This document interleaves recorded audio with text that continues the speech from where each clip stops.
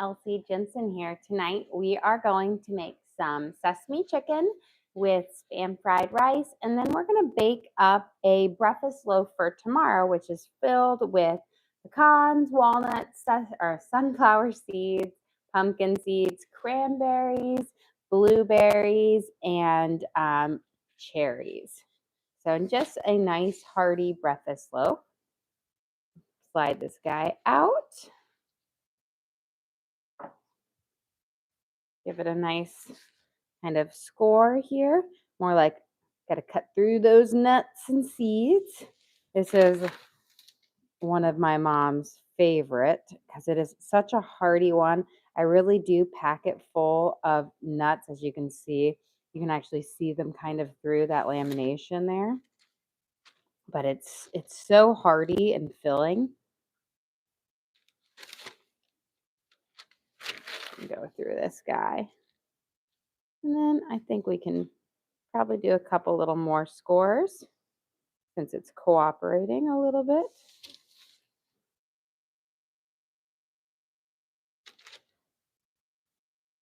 On there. And the fruit in here, it's dried fruit, which actually holds up really, really well in this breakfast loaf over like using the fresh fruit on there. But so delicious and hearty. There. Okay. Pop that little bubble. And then we're going to pop this in here. My oven is nice and toasty hot. Had it preheating.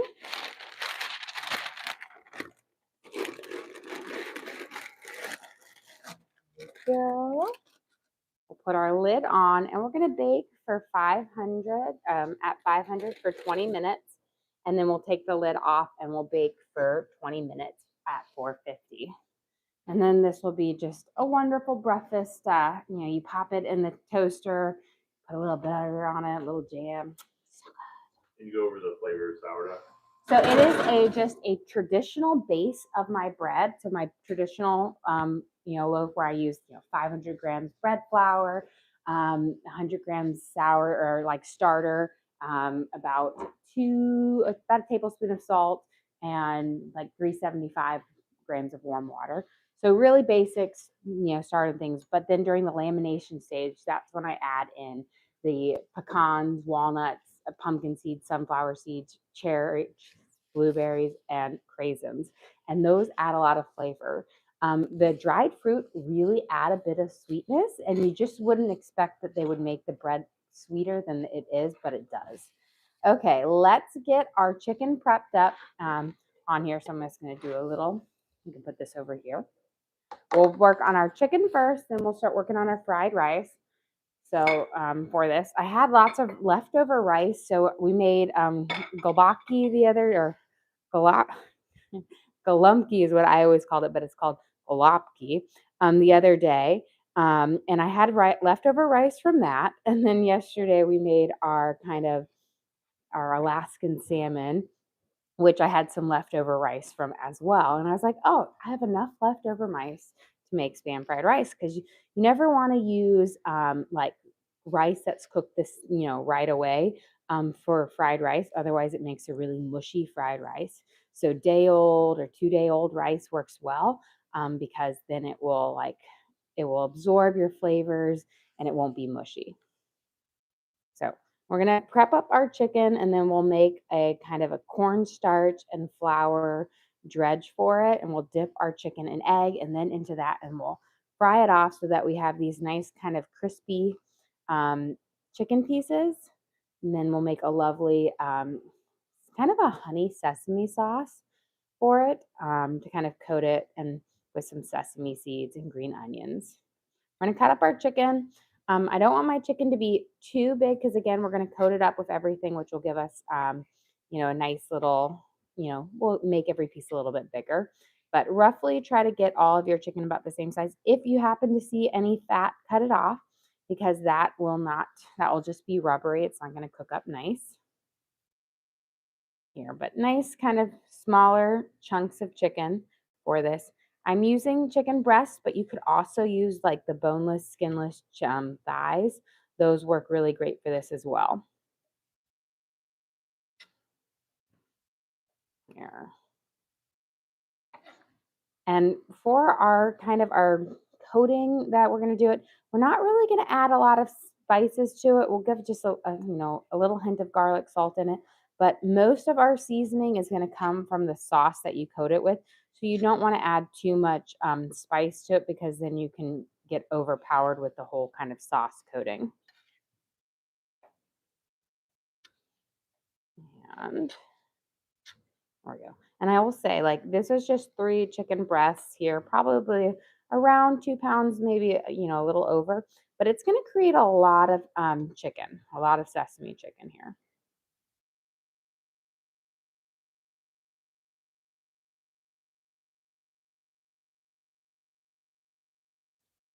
And again, don't leave your pieces of chicken too big because by the time you're done coating them up, they'll get bigger. And you want them to be bite-sized pieces because you're not going to be using a knife to cut your chicken in half when you're eating it.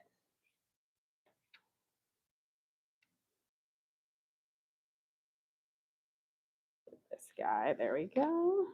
You have a question. Will the sauce be a stickier one? Yes, we will use some cornstarch to make a bit of a slurry to add it to it so that it kind of thickens up and then it will kind of cling to the chicken pieces to it. So yes, it will be a stickier base sauce on there, which will just be lovely. Sesame chicken is one of like, if I ever, go get takeout, it's one of my favorites. I just absolutely love it. I kind of love it's strange because I either go for that sesame chicken or I go for the Mongolian beef or the Mushu pork. Though they're three very different, but those are my 3 favorite ones that I like from like those little fast like takeout places. Just love them. Oh, what's your favorite meal? My favorite meal is probably ravioli. I do love I love pasta. You just give me a good old pasta. I mean, I love it. I mean, I love soups. I always eat soups, and I absolutely love them. But my favorite meal to cook and to eat is probably ravioli because I think it's raviolis.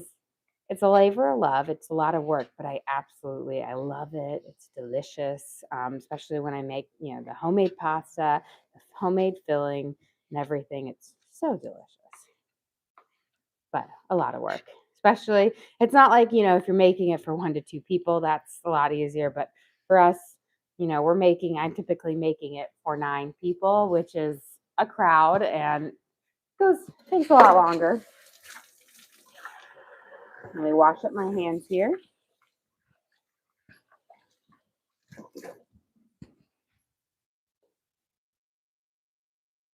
And now that we've got all of our little chicken pieces here, we're going to make our dredge to put all the chicken pieces in.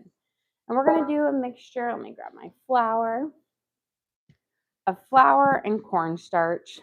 I have a good amount, so I'm going to use about a cup of flour.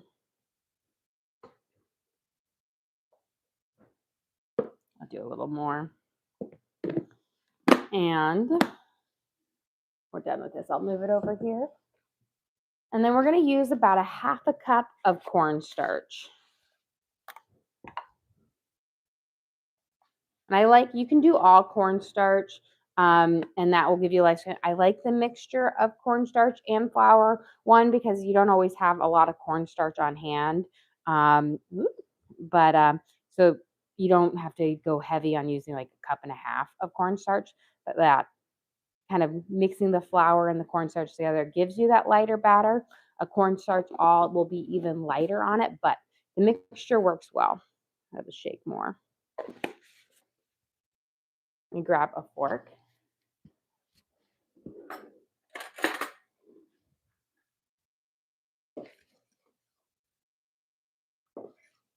There we go. And got this mixed up. We'll add just a nice little shake of garlic salt in here. Not much, probably. Again, I don't want to do too much of a seasoning in it because we're going to add, it's going to go on, but like a teaspoon, just a little light hint of it. The garlic will give it a little bit of a coloring as well. but very, very light because this isn't going to be seasoned. It's the sauce that you coat it in that's going to have that seasoning. Okay, let me check. I don't remember. Did we set the timer on for? We did. I don't know why. For some reason, I was like, did we set the timer on our sourdough bread? And I was like, I don't remember doing that, but we did. I did. My mind. It's because it's all in this wishful thinking because the world is going crazy here because there's like it's all spreading that we might have 17 inches of snow this weekend, which is like unheard of here. And we live just outside of Nashville, and Tennessee doesn't ever get snow. I mean, we freak out when there's a prediction of snow. And in the middle, my daughter had soccer practice, and I was like, okay, while she's at practice, I will swing by the store and just grab a few things. I just needed to pick up like some butter and a couple like 3 items, and I'm in there, and I tell you not, panic shopping. There is hundreds of people there. It took me forever to find a shopping or a parking spot, but people are buying like everything. It was insane. I think I might just need 3 eggs, but I'll hold this one to the side. But crazy people, they always sell out of milk and bread here. It goes crazy, but normally I was like, oh, I need to stock up for next week in case, we go there, but I didn't have enough time. But I was like, I was already planning to go, grocery shopping for next week earlier because the snow is supposed to hit on Saturday. And I was like, oh, I'll go like Wednesday or Thursday. I won't wait till Friday or Saturday or everything was gone. And I'm like, oh, well, maybe I should have gone today like everybody else because it was already slim pickings there. And I was just like, it was just crazy. It was a madhouse. And people are like, why is it? And I said, oh, they're all getting everything for the snowstorm. Let's mix up our egg. But I'm really hopeful. I'm like fingers crossed because I love a good snowstorm. It's my Iowan roots, I grew up with snow. I love snow. Now, snow as a child is very different from snow as an adult when you actually have to do all this stuff. It's very different. But here, everything shuts down, so you don't have to shovel or do anything like that. That's the nice thing. I don't even own a snow shovel. Okay, we're going to dip our chicken into our egg, and then we're going to go into our flour mixture. So you're just going to kind of coat it up. And then we'll go in here to our flour and cornstarch mixture.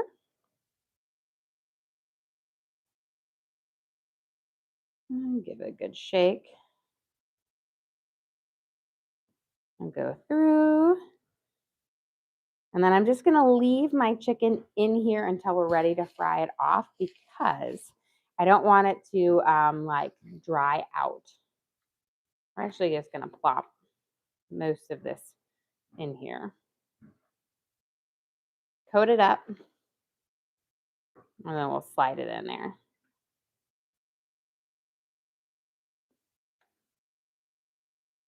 Here. And get these guys. They're kind of slippery. Mix them. You just want to make sure you really get the way so you don't have 2 pieces or anything like sticking together. So just kind of toss every so often, and then we'll give our hands a good once. You have a couple questions about on this one. Why do you do the egg first and then the? So this is when I'm doing kind of a breading for like an Asian style chicken. I don't do the double one because I want it to be more of a lighter type style. I'm using cornstarch in here, which is again it's going to mimic more of a tempura batter, so a lighter one. And so again, it's just to have kind of a thinner but lighter, crispier batter on it, not a thick. Because when you have like that, those the sesame chicken, orange chicken, honey chicken. It's not a super dense and thick batter on your chicken. It's lighter. And so just doing the single one on there works really well with it. And if you had to double dip all of these pieces, it would take forever. So this is the easier process for it. As you can see, I've streamlined it. You just kind of dump it and go.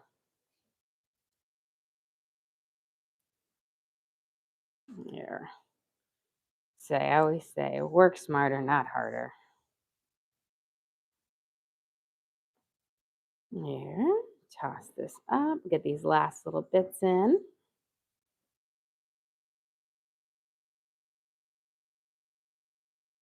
And a few more. And then we can be done with this bowl. And we'll coat it up. So 3 eggs is perfect. That's what I thought. I didn't think, I typically use 1 egg per chicken breast and I had 3, but when you do have bigger fillets and sometimes you need a little bit more, but this worked out perfect. Kind of toss it. Here we go. Make sure I've got it all. And you just want to make sure you don't have any, just sprinkle and twist your fingers through. You could try to do this with some tongs. It's just easier to really get your hands in there. And then you know what you do is you just give them a good scrub when you're done. And then you can use tongs to lift them out. But in this kind of coating process, there's really no way to get around it. Okay.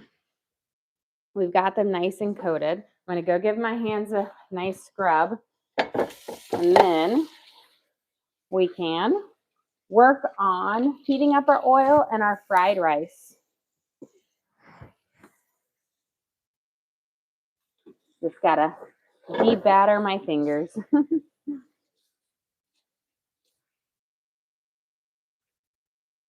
Okay, get this. We have a question. Is the batter seasoned?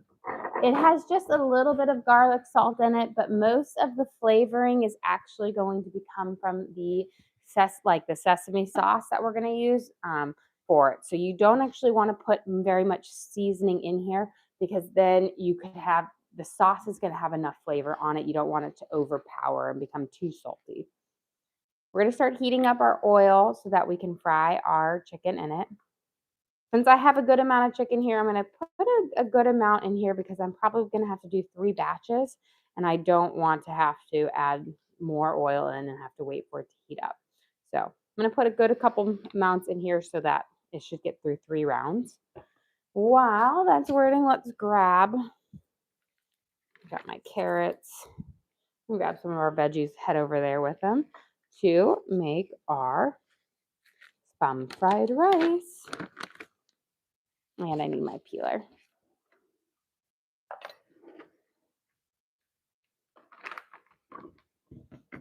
We're going to start by sauteing up our veggies, and then we'll add in our rice to kind of cook. We'll get our onions and then our carrots and garlic going, and then we'll throw in our Spam. We've got 1 small onion. You don't need a huge onion for this, but you do want it. Mince it up nice and small because you don't want to have huge onion chunks in there.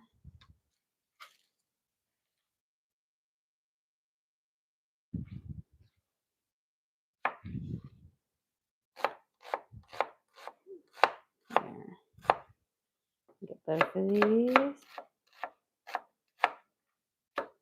And I kind of do a mixture of butter and oil. I'll saute my veggies up in oil, but when I add my rice in, I'll add in just a little bit of butter. So it kind of gives you the best of both worlds. The oil gives you a little bit better sear on the veggies. You don't have to worry about burning the milk solids, kind of crisp it up nicely. But the butter will give you that nice flavor for the fried rice. So since I have a pretty good sized pan here, I'm going to put in about 2 tablespoons of olive oil. And let's get our onions in here.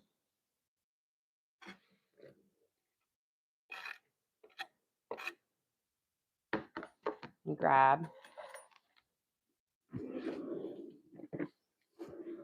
some tongs, give them a nice toss.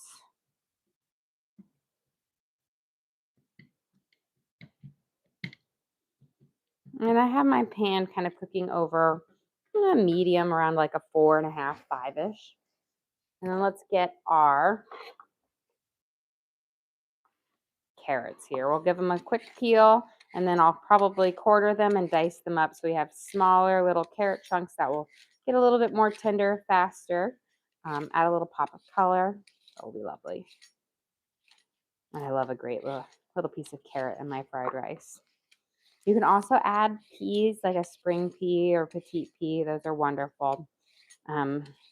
I love peas in my fried rice, but I'm not allowed to. Nobody else in my family loves peas like I do. But I think they're delicious.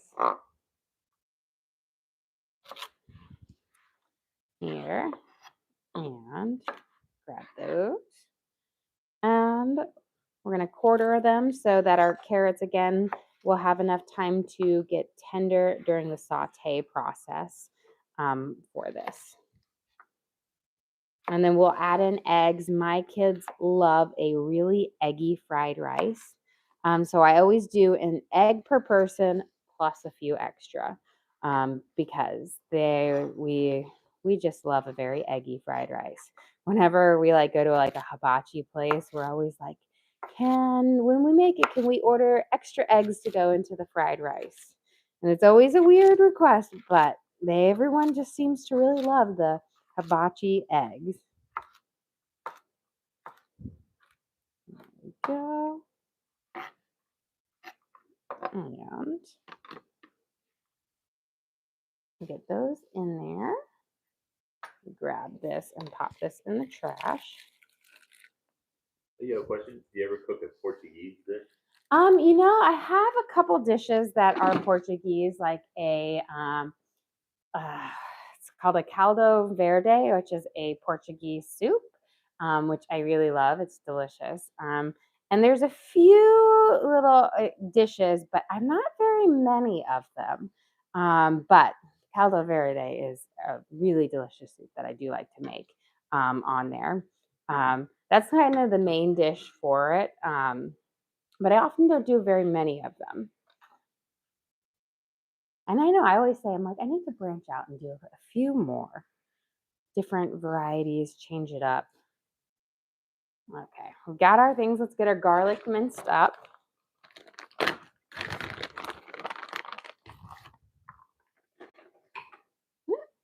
Got my butter.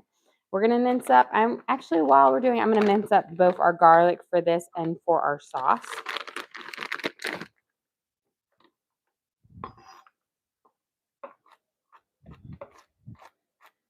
And we'll give this a good for this. So we'll use some of this in our fried rice, and then we'll save some of this for our sauce that we'll use for our sesame sauce.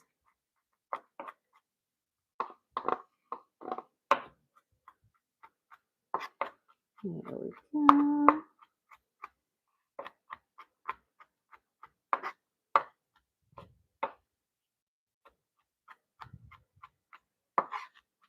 So mince it up nicely.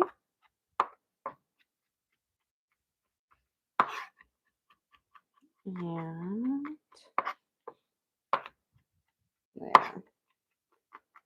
Want to let those flavors, the more you mince your garlic, the more flavor you will get out. If you leave it whole, a little bit less. And so I want to really bring out the garlic. And then I'm just going to grab a small little bowl and we'll pop this in here. Let's see. Let me grab one of my little prep bowls.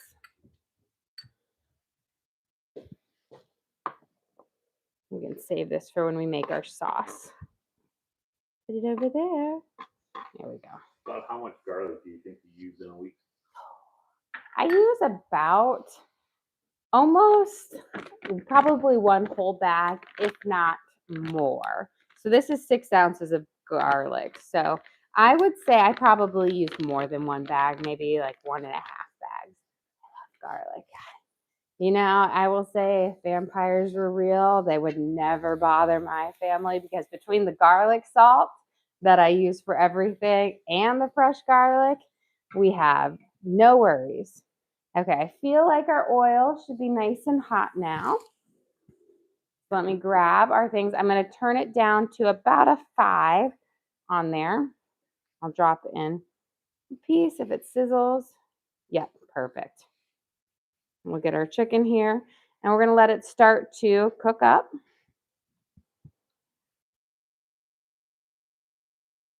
There we go. And we don't want to crowd it for it. We have, this is again coated our chicken, like our chicken breast that we kind of cubed up. And then we coated it in a mixture of flour and cornstarch, kind of a, 2-to-1 ratio. So we have a cup of flour to a half a cup of cornstarch. And we added just about a teaspoon of garlic salt in there, just a little bit to help it, but not so much to season it, just a little touch. And we're going to give this a nice fry. We'll have a very light golden fry to it. Not a super dark coloring because that cornstarch is more of a blonder fry. But we'll fry it on both sides until it's nice and crispy, and then we'll take it out and put our next batch in. Don't crowd it too much because, again, we want them to fry it fairly evenly. So I'm going to have to definitely do a couple batches. Go low and slow. Don't go too high. I'm kind of cooking this over a 5 on here. And as my oil gets warmer and warmer, I will probably bring the temperature down even more. There we go. Should be good for our first round. I'm going to rotate my pan.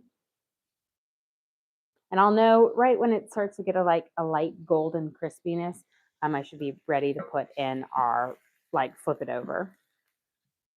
And since they're smaller chunks, they are going to cook up much faster than if we do a larger piece of chicken, like the tenders or the bigger fillets. Okay, it looks like we can add in this garlic. I feel like this bread has been in there forever. I don't think we set the timer. I thought we did. So I think we should pop off that lid. Luckily, this is the second part with the lid on, so it doesn't really matter too much with that on here. Because the lid protects it. But I was like, gosh, it's been a while, but no worries. That's not going to make too much of a difference. So we baked it supposedly, probably a little bit more, but it doesn't make too much because the lid is a protected part of it. But this 25. So honestly, you can bake it for up to 30 minutes with the lid on. And now we're going to take and we're going to bake it at 450 with the lid off for we're going to still do about 20 minutes. It's not going to do that much of a difference here. I'm going to turn my temperature down and we'll set it to 450. I'll take 1 minute off because that lid protects it for the most minutes or most, when I was like, gosh. And what's in the sourdough? This is my breakfast loaf. So it has our lots of nuts and seeds. So walnuts, pecans, pumpkin seeds, sunflower seeds. And then it also has dried cherries, dried blueberries, and dried craisins. We're going to add in our garlic here. We'll give this a nice little saute up. And we'll add in our carrots. So it's just a really good hearty breakfast loaf. It has those nuts and those seeds and the dried fruit. Gives you a little bit more nutrition than a slice of sourdough, which again is also terrific to have in the morning for breakfast as well. There's really no wrong time to eat a slice of bread, in my opinion. That's my Achilles heel. I love bread. Too much, maybe. There we go. The garlic smells wonderful.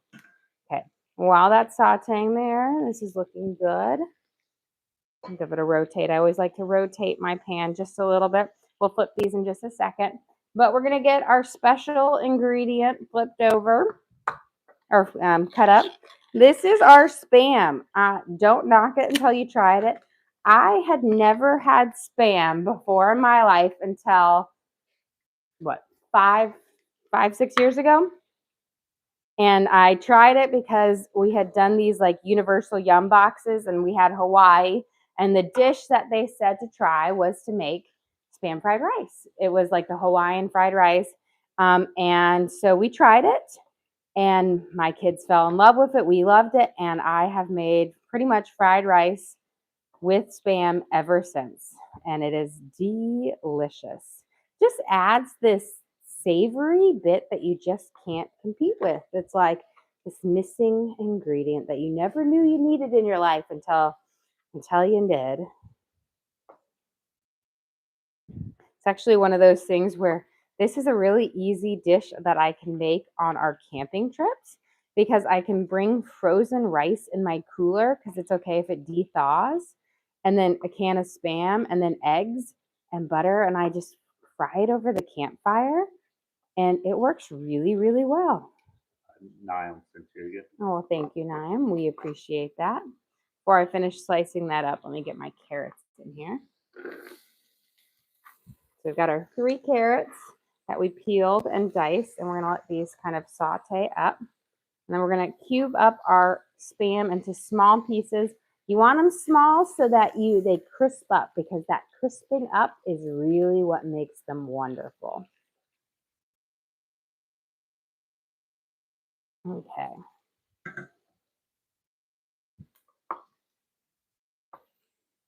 So think about like if you've seen cubed ham in the store, that's what you want to do to your spam. You want to cube it. There we go.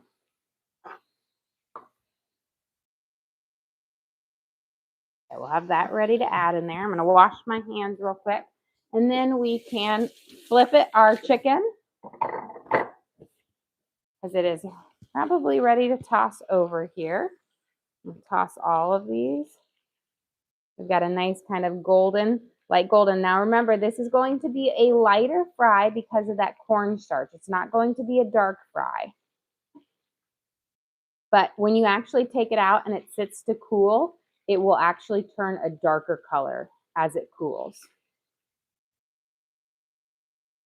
Now, part of that is you're not getting too much. The garlic salt adds a little bit of coloring to it, but there's no sugar or onion powder or any spices in here that can help color it up. And cornstarch is a very, very light coloring. It doesn't turn golden when it cooks, not like flour. So that's why you get a very, very mild color to it when it fries. There we go. Flip that guy over. This guy.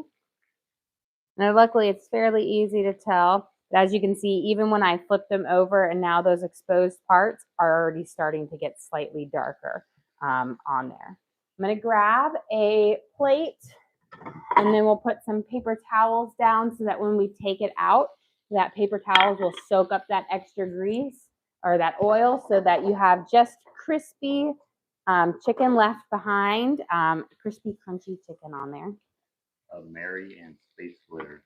Oh, well, thank you, Mary and Space Glitter. We appreciate that. There we go. We're going to give this a nice toss. I think our carrots are good. We're going to add in our spam now, and that can kind of saute together and get a nice kind of crisp up on it. There we go. Do you have any special plans for meals during the winter storm? I'm kind of thinking through that, because we have some of these universal yum boxes. We have a Germany one and a French one. So I was like, ooh, I'm thinking about I haven't done it in a while, but making homemade like pastries, like croissants and maybe danishes during that time, because I was like, ooh, French. And then probably doing like a beef bourguignon. And then doing maybe a German meal. I haven't made spitzel in a very long time, which I really love. So when I lived in Germany with my foreign exchange family, their mother made the most delicious goulash and spätzle, which is just like a stewed meat over their noodles, which are really strangely made, where you squeeze the dough through your fingers over boiling water, so they look really random, but they're delicious. And it was one of my meals it was my favorite meal she made. And so I might do something like that. I want to even make like a Black Forest cake, like a Kirschwald, Schwarzkirschwald cake. So lots of things. I'm thinking it through. I've got to kind of finalize, and then I have to go to the store and see what's left, because You know, it might be slim pickings. If I wait until Friday or Saturday morning, I'm going to tell you there will be absolutely nothing. I mean, you'll find the stuff that nobody wants. You know what I mean? You might find like quail eggs. That's typically what you find is the most random, things. So I'm like, as I said there, I'm like, gotta go there, find, figure it out, and then I've got to make my plan. I've got to stock up. I was like, told my husband, I was like, oh, I got to make sure I get plenty of milk because I'm going to be making my hot chocolate probably every single day because we're going to play out in the snow. Because I have the toboggans that I had when I was a kid. Um, we took them from my parents' house because my mom and my stepdad aren't tobogganing anytime soon. And we have a 7-seater toboggan because my mom had 7 kids, and we have a 5-seater toboggan. And so, an old school wooden, with the old school toboggan. So we have those, and then we have a couple sleds, and these toboggans are like 30 years old, but they are still amazing, and are like some of the best sleds out there. But we have those, and I just have like random like snow gear. My kids, since we don't get a lot of snow, my kids just wear the same. They pass me down. So like my oldest is a girl, so my boys have very pink snow gear that they wear, pink and purple, and they love it all.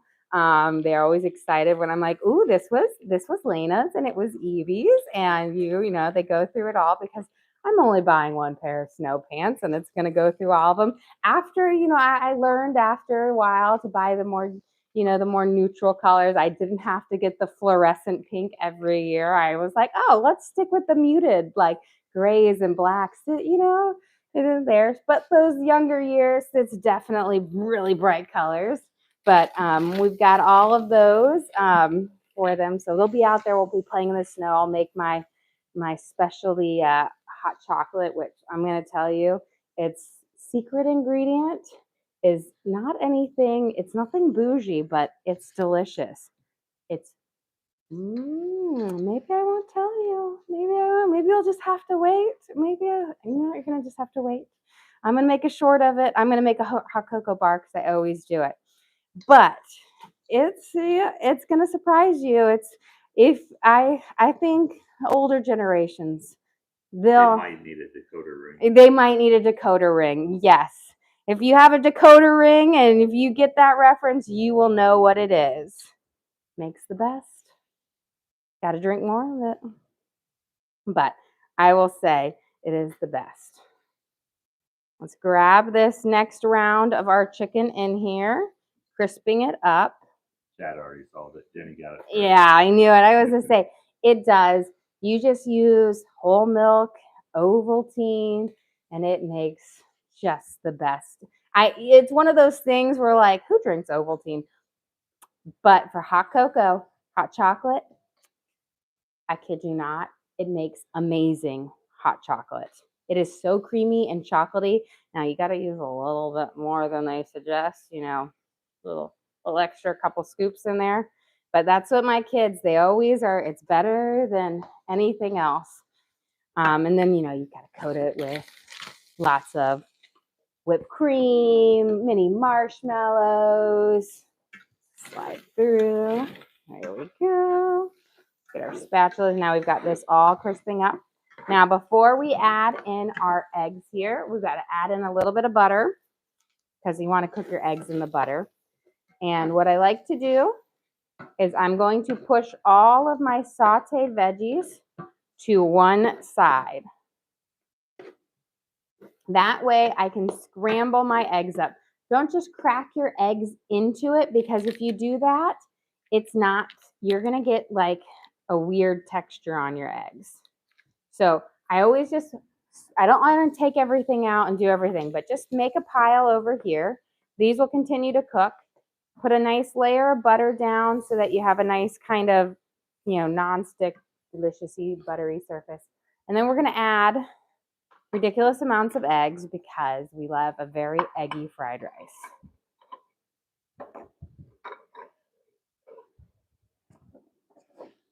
I know one time didn't have enough eggs and I had to skimp on it and I had only 6 eggs for it.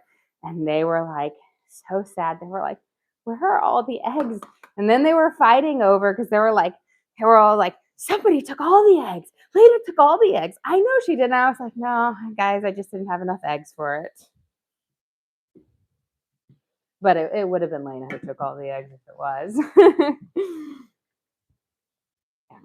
We'll crack them all in and then we'll give them a light scramble. But don't just crack them over your veggies. It won't work. They get really like they just kind of turn to confetti, I should say, like eggfetti.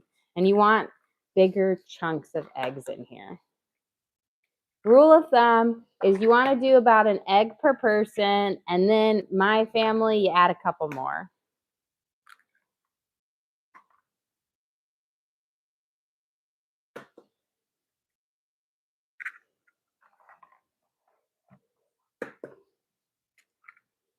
There we go. Get my hands a little rinse. I'm going to give a rotate here. And then I'll just kind of pop each yolk. And we'll just do a light scramble on it. Again, the nice amount of butter, because this isn't a non-stick pan, but that good amount of butter will prevent most of it from sticking. But this is the best pan for making fried rice because I've got my good lip on it. And when you make for a crowd, you know, you need a big pan. If you have a really good sized Dutch oven that has that enamel, that works well too. But like this is my big frying pan, my 12-inch frying pan. And while the base of them are very similar, it's just, I need a ridge. Do you ever see yourself moving to a farm? You know, I would love a farm and everything like that. And it's one of those things, but I also love where we live. I love our house. I've got this suburban area. I do hope that our goal is one day to get a lake house with a little bit of land, and have kind of one where you could be close enough to visit. But, but I don't know. I like being, kind of close to, society and on there. Farms are hard. They're a lot of work. I think people idolize them, but don't realize how much work they are.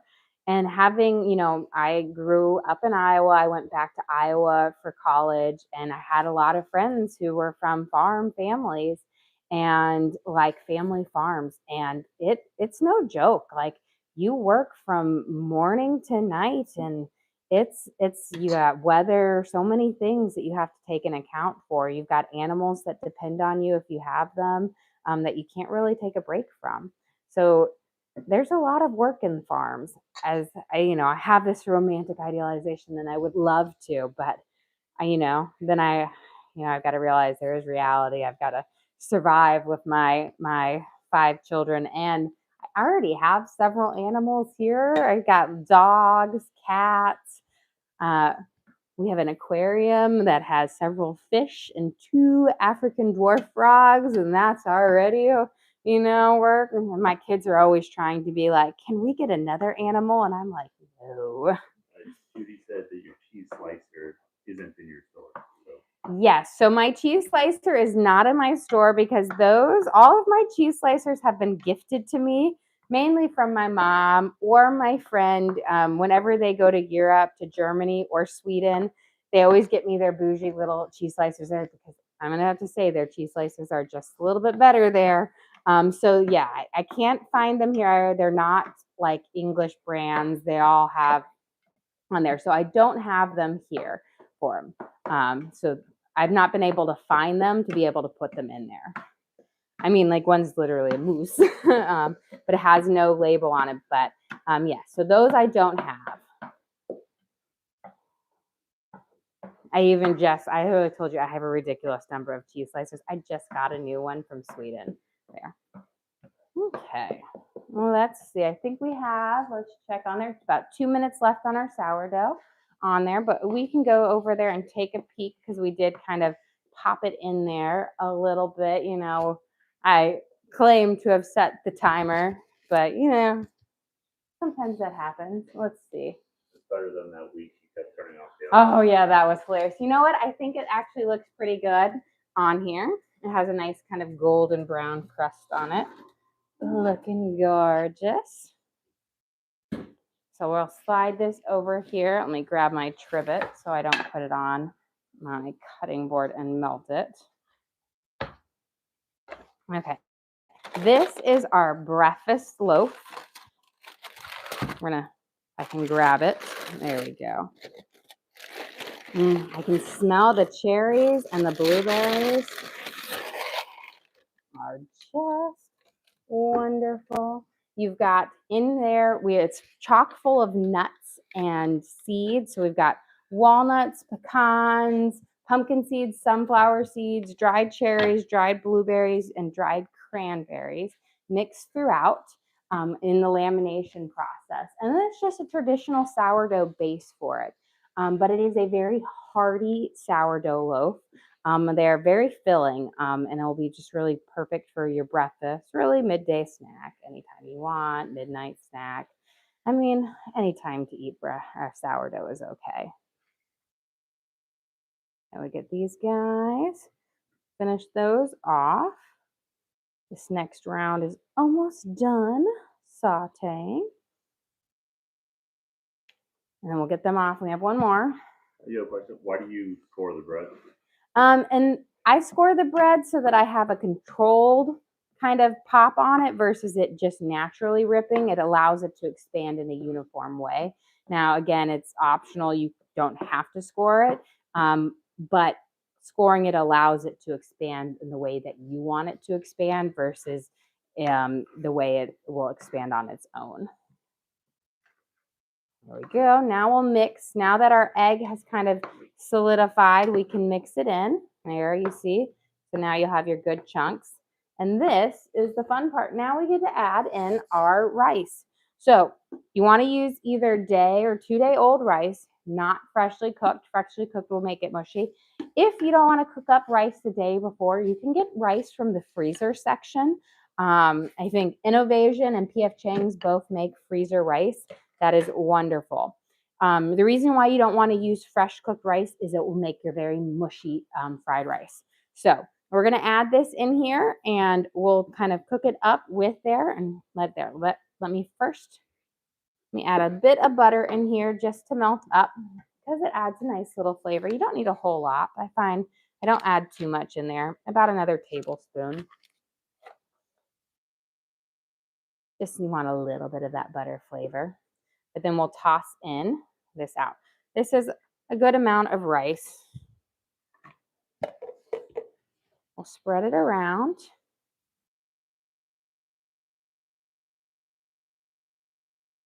And then you're going to mix in all of your mixings. And then we'll add in some Japanese barbecue sauce. And we're going to first let it saute and kind of crisp up on the bottom of our pan before we add in our Japanese barbecue sauce.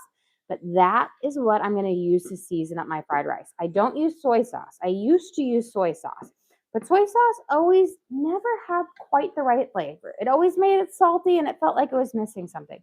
Switch to Japanese barbecue sauce, which is kind of like a sweet soy sauce, which has like a sweetness to it, which is really, really lovely and makes the best fried rice now. So we're gonna let that rice kind of heat up. We're gonna turn it up, let those break apart. Then we'll add in our Japanese barbecue sauce, let it kind of steam up and cook.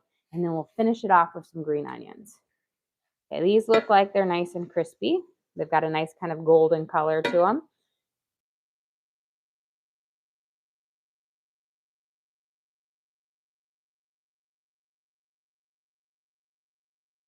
There we go. Pop those on here. And again, this has a very light color fry to it because the cornstarch, we don't have any additional spices in there really other than a little bit of garlic salt. Two-part question. How many kids do you have and what are their ages? So I have 5 kids and they range from 15, soon to be 16. And then I have a 14-year-old, a 10-year-old, a 4-year-old, and a 2-year-old. So we've got quite the grouping. Always keep us on our toes. And very different. It's always funny. It's like you have, and we kind of have, it goes girl, boy, boy. And it's definitely an interesting group. Chaos all the time. But it's fun. I love it. We thought we were done after 3, and then, Teddy surprised us during COVID, and then I was like, "You know what? Teddy needs a sibling because you can't have that big of a gap," and we had Jack, and Jack is Jack. A little stinker, but he sure is cute, but naughty. Oh, so naughty. Yeah, he's in that terrible twos right now that has been going on for a while. It started before 2, and I have a feeling it's gonna last until after 2. But I think it was because, he was born on Friday the 13th, and I'm not particularly superstitious, but I think it might have something to do with how naughty that kid is. And in October on top of that. So I really feel like he's super naughty. Okay. Let's get that going. And then once we finish sauteing, I'm going to work up on our sauce to kind of coat that in there. But let's give a flip, a little drizzle. There we go.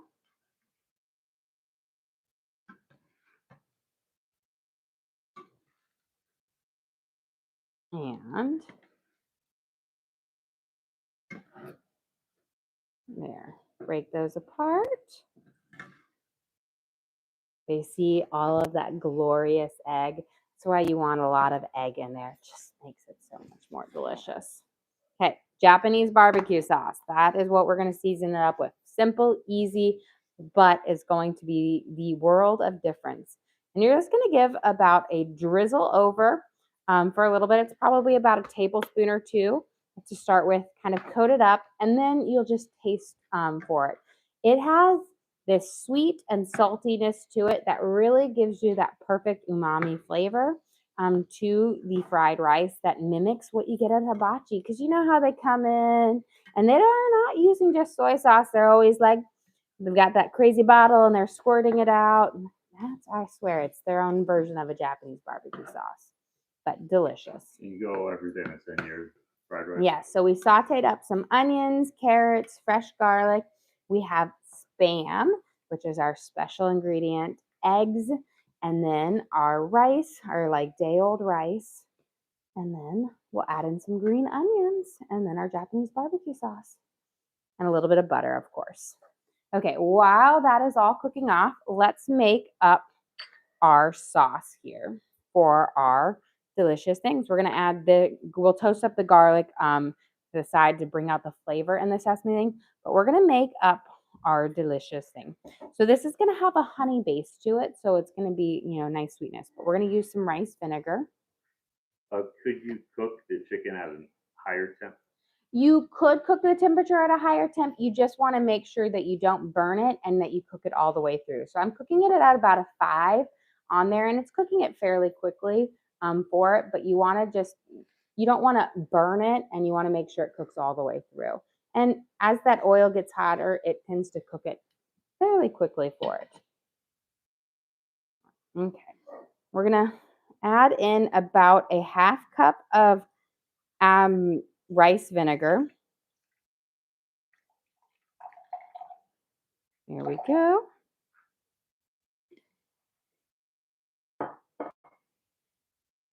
I'm making a good amount of sauce because I need to cover all of this, which would probably be double what most people would use for their family, because this, again, is a huge batch of it.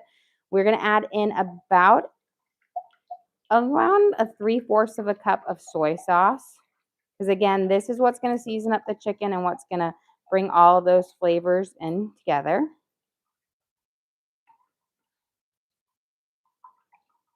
There we go. We want about a tablespoon of sesame oil. So I'm going to use the rest of this bottle and then have a little bit in there. There's sesame oil, it has a pretty strong flavor on it, so I go a little bit less than a lot of recipes might have because I find I love it, but it is a stronger flavor. And how do you choose what you cook each day? A lot of it is when I go grocery shopping, I always like to buy what's on sale, what produce looks good, and kind of shop around that to keep prices like grocery costs down. And then it's kind of like what I feel like. So, we had leftover rice, and that kind of was our inspiration for today is, oh, I have this leftover rice, so I'm going to have that as our meal. But that's kind of like my idea behind when I'm making like food is what I go look in the fridge and what do I feel like? What do I want? Or if my kids are like, oh, can we have this? And I happen to have the ingredients for it, I'll make that. Or I'll be, looking there and I'm like, oh, that sounds good. I very rarely go to the store and buy something intentionally to cook. I'm more of I buy ingredients and then I kind of cook an idea from it. And it changes. Sometimes I'd be like, oh, I think I might make this. And then I make something completely different from it. I find as long as I don't go with a set idea, then all of my ingredients get used up. I used to go and I'd have a plan, but then I would skip a meal or something like that. And then I wouldn't use those ingredients and then they would go bad. And I don't like to waste. So it's always at the end of the week, what do I have left? What do I need to use? These are my ingredients. And so this is what I need to cook with. There we go. Those are almost done. Okay, we've got our sesame, our sesame oil, we've got our soy sauce, our vinegar. Now we need to add in a good amount of honey because that's going to be the base of our sauce. So we're going to add in about a cup of honey on here. Now you could always sub in, if you don't like honey that much, you could use a little bit of brown sugar in there. I'm going to use There we go. Not quite a cup because I am going to use a little bit of brown sugar because I do love the flavor of brown sugar. So I did about 3/4 of a cup of honey, and then I'm going to do about 1/4 a cup of brown sugar. And we'll give it a slightly darker color to it.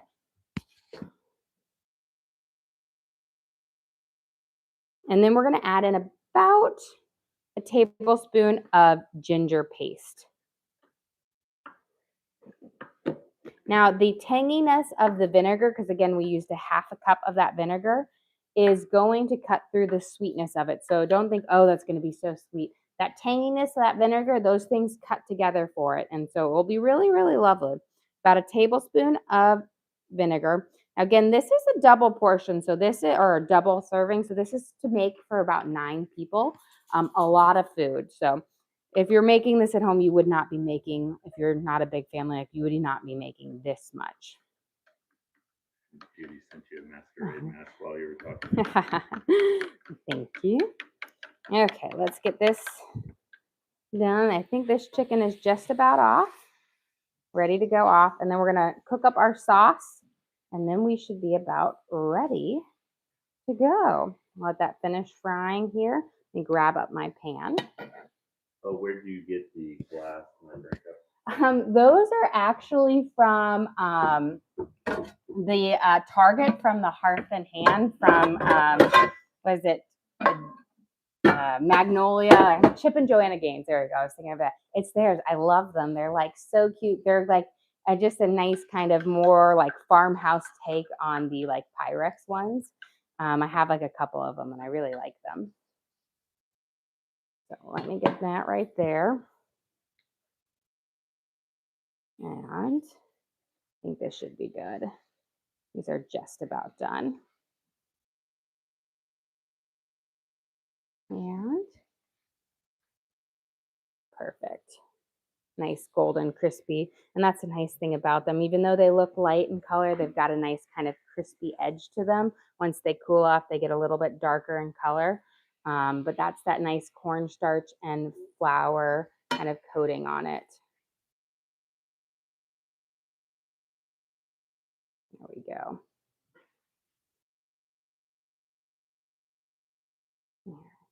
Put a good amount of chicken up here. We're gonna make it to the side, and then we're gonna whip up our sauce, which actually is gonna take like no time at all, which is really wonderful about it is once you get past this part, then you're just about done. We'll add this. Oops, right. Let me grab. I'll set this right here.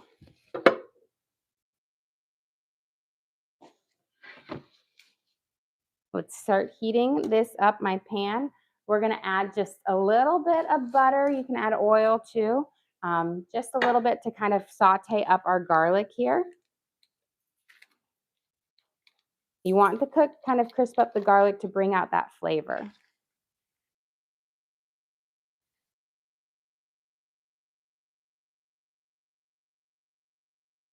There we go. And once that garlic is done crisping up, we're gonna add in our green onions here. And let me get a little spoon and taste it, see if I wanna add any more Japanese barbecue sauce in here.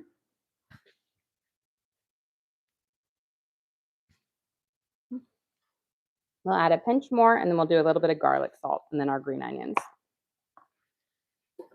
So a little swirl more, because again, we've got a good amount of rice here. That should be good. And then I always do a little bit of garlic salt because that garlic salt adds a secondary type of saltiness that you don't quite get with the Japanese barbecue sauce because it's not as salty as it is on there. The light sprinkle hits it a little bit differently. And perfect.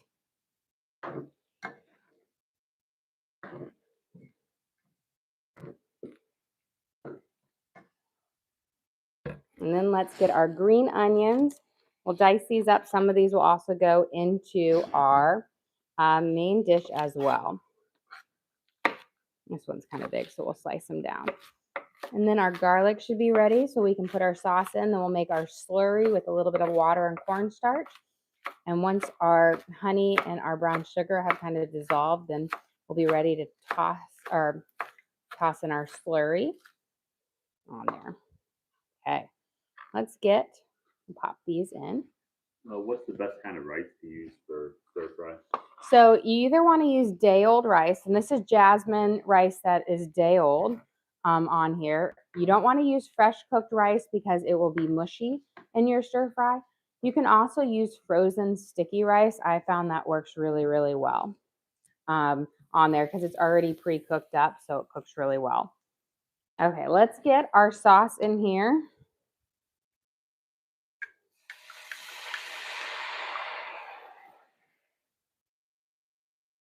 Put it on here. Give it a good stir. I'm going to let it heat up. And while this is heating, I'm going to put a little bit of water in here, and we're going to make a slurry, which is mixing cornstarch and water together. So that will be used to thicken up our sauce so that it clings to our chicken. And then we can heat everything. We'll heat it all together and it will stick. You want a good amount of our cornstarch in here. You don't want to just drop cornstarch into the base because then you'll just kind of have a cornstarch dumpling in there. But we'll make this and then we'll pour in little by little until we get the thickness that we want. But you should have a nice kind of thick slurry like this. Once this comes to a nice kind of little boil, and then we'll be able to add in our sauce, our slurry into it, and it should thicken up on there. And then we'll add in our sesame seeds and our green onions, and we'll be ready to serve up. There we go. All right, and then let me grab a little spoon to give it a nice taste. Here, we got one right here.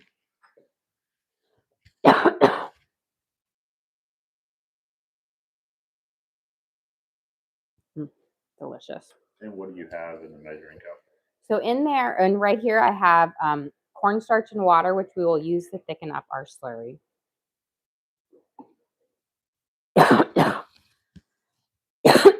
I got a little tickle in my throat.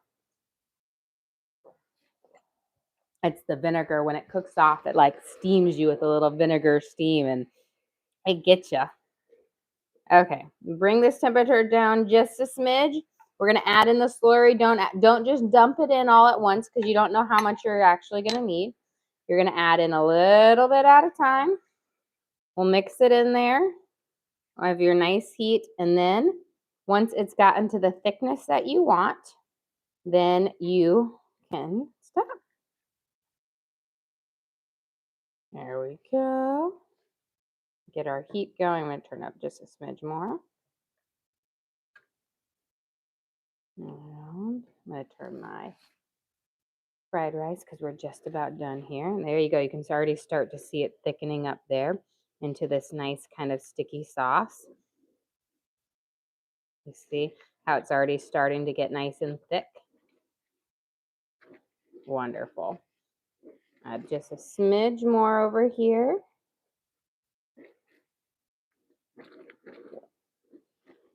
Beautiful.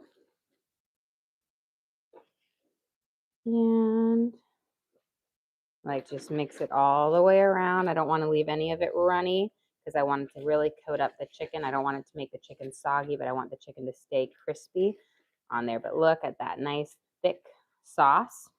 We're going to toss our chicken in, then we'll coat it with sesame seeds and green onions. So I turned off my heat.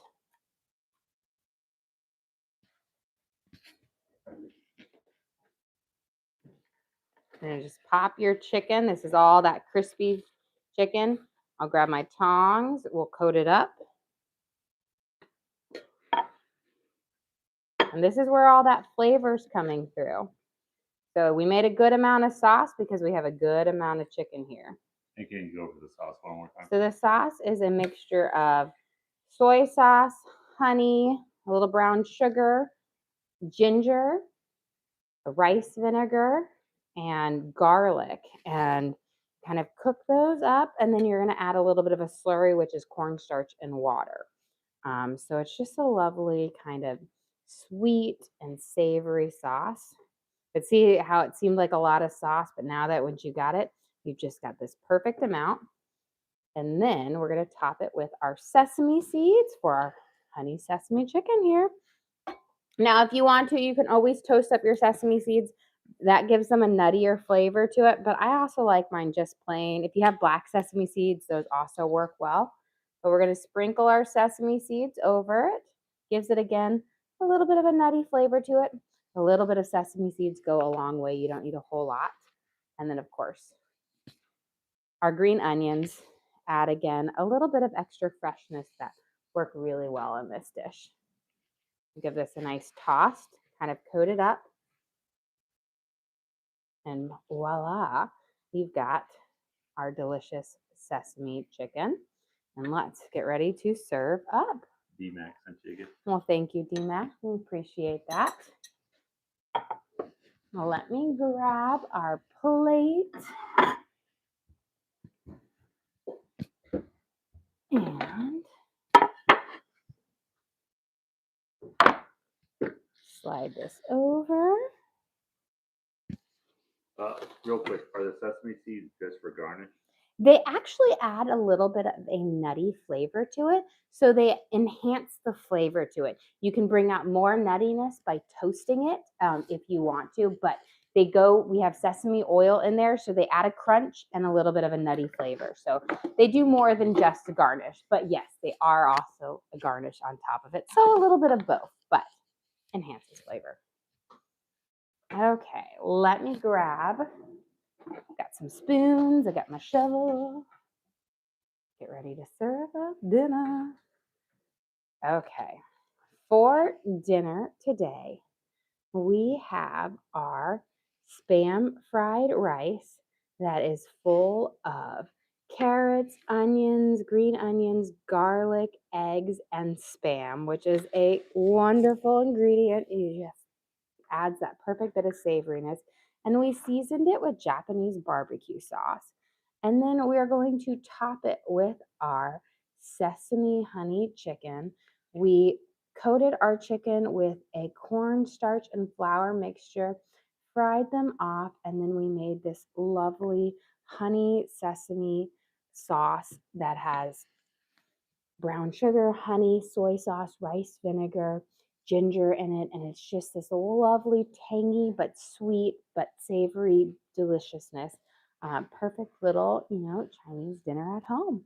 Well, and we also baked up our breakfast loaf for tomorrow. It's full of blueberries, cranberries, walnuts, cherries, pecans, pumpkin seeds, and sunflower seeds. Perfect little breakfast loaf. Well, guys, thank you so much for joining us here. Don't forget to like and subscribe. I try to do live cooking shows every single day, kind of show you what we're making for our family and hopefully teach you guys something along the way. Again, we do upload all of our videos to the link on our page. So if you ever want to recreate any of these recipes at home, you can just go to that page and search for what we made. So our honey sesame chicken and our spam fried rice, and you can always watch and cook along with me again. We also have a link to our Amazon storefront that has all of our different cooking gear and gadgets in it. I've got my all-clad pans in there, my hex pad, my knives, cutting boards, all my stuff that I use for my sourdough in there as well. But again, thank you guys so much for joining us here. Don't